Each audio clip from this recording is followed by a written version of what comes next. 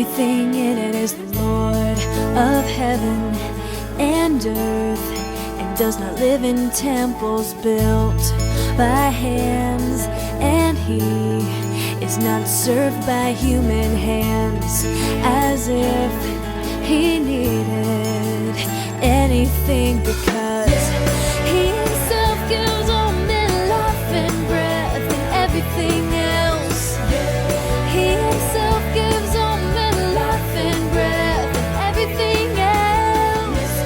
He himself gives all men life and breath and everything else, everything else, everything else. The God who made the world and everything in it is the Lord of heaven and earth, and does not live in temples built by hands, and he is not served by human hands, as if he needed anything, because he himself gives all men life and breath and everything else. He himself gives all men life and breath and everything else. He himself gives all men life and breath and everything else, everything else, everything else.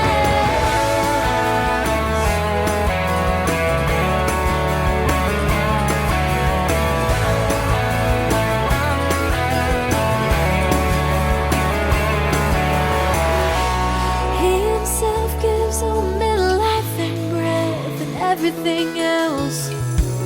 He himself gives all men life and breath and everything else. He himself gives all men life and breath and everything else, everything else, everything else.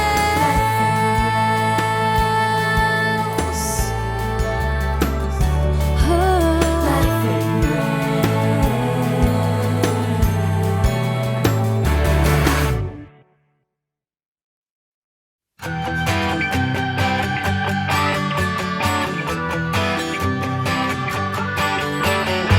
Do not merely listen to the word and so deceive yourself. Do not merely listen to the word and so deceive yourself. Hey, do what it says. Do, just do it. Do what it says. Oh yeah, oh yeah. Do what it says. Do, just do it. Do what it says. Do what it says. Hey. Just do it.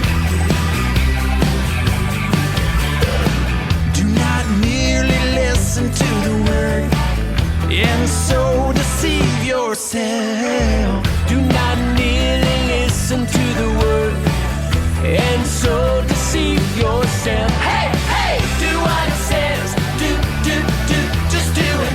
Do what it says. Oh yeah, oh yeah. Do what it says. Do, just do it. Do what it says. Do what it says. Just do it. All right, try this with us. Goes like this.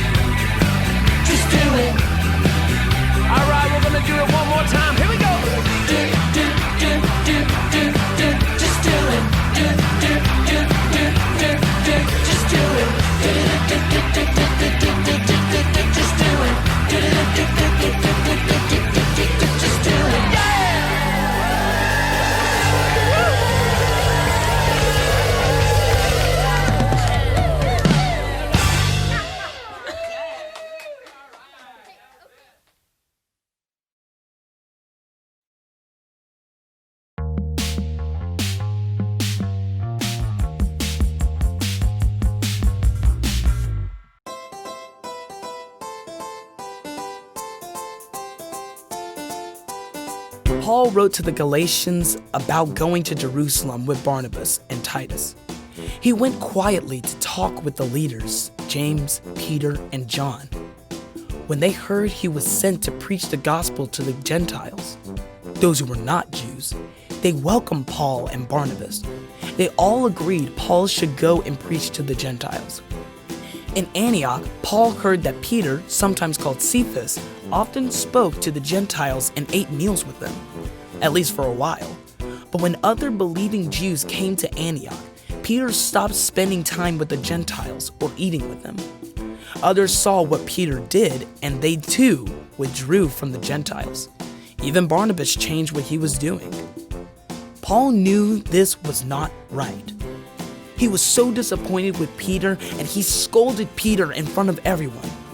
Sometimes you are comfortable with Gentiles living like they do, and yet other times you expect them to change who they are and follow Jewish rules. Paul reminded Peter that no one is saved except by faith in Jesus. Paul told Peter that he did not have to worry about following old ways of doing things. Following rules does not save people. Faith in Jesus does. God offers new life in Christ to all believers.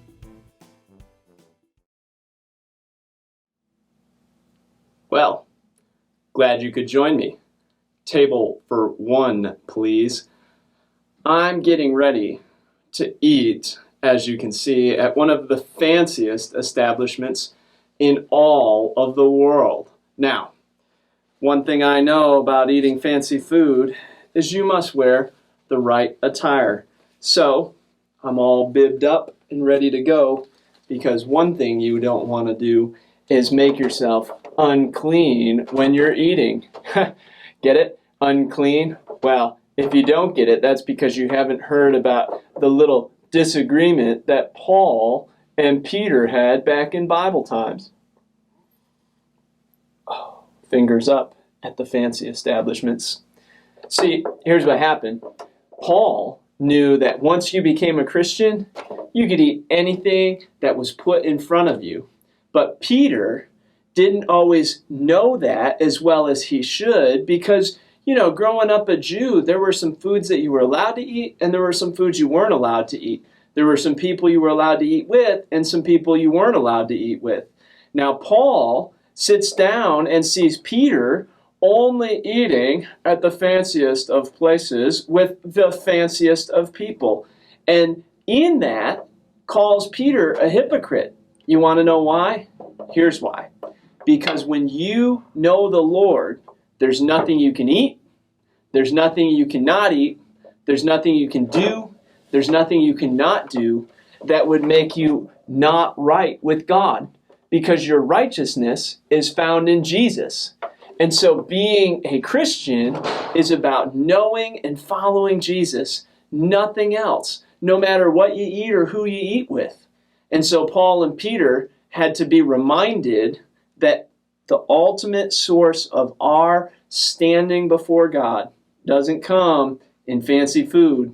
It doesn't come in the right friends, and it doesn't come with anything we do. It only comes through Jesus.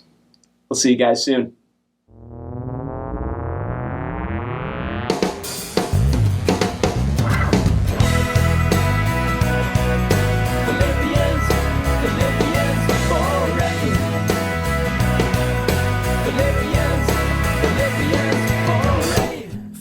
Brothers, whatever is true, whatever is noble, whatever is right, whatever is pure, whatever is lovely, whatever is admirable, if anything is excellent or praiseworthy, think about such things. Think about such things. Think about such things. Finally, brothers, whatever is true, whatever is noble, whatever is right, whatever is pure, whatever is lovely, whatever is admirable, if anything is excellent or praiseworthy, hey, think about such things. Think about such things. Think about such things. Think about such such things. Think about, think about, think about, think about, think about such things. Hey!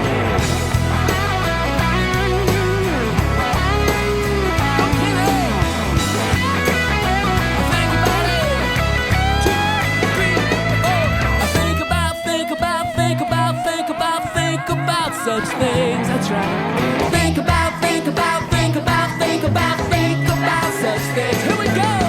I think about such things. I think about such things. I think about, think about, think about such things. I think about such things. I think about such things. I think about, think about, think about, think about, think about such things. Here we go.